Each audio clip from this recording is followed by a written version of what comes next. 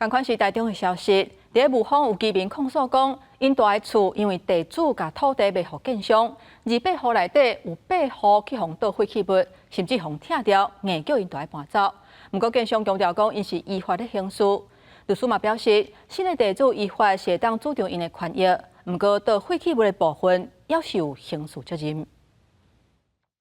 监视器翕到工人指挥货车，甲庄仔头这废弃物直接倒伫个徛架头前空地啊，甚至出动重机械，甲徛架壁直接拆掉。台中雾峰六股地区的民众指控，这就是建商恶意挑工、强迫签锁的手段。我这是还未签，即摆就是无签互伊就是用这个废弃物甲你炖的吼。你出去无方便时，你就是敢若是半威胁啊嘛。 民众讲，家己住的是祖先留落来，住近100年的厝，多年来甲原地主用作用方式使用土地，虽然有地上无的所有权，不过土地也是这个4年的地主的。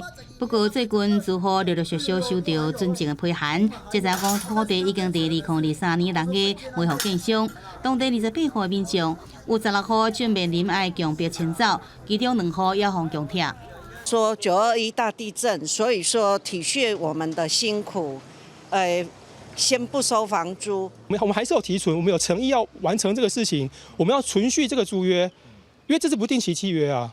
部分的民众讲，原地主对2002年就无对因收这租金，互因真做占用户。另外有住户虽然向公库办理提存，也不过这片土地所有权已经转移予新的地主。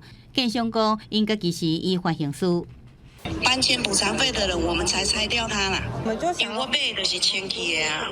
占用物，我过去如果有租赁关系，我要按时来付租金。当没有付租金，屋地主有没有跟他收？后来法律关系会变成使用借贷关系，那这样他就没有优先购买权了。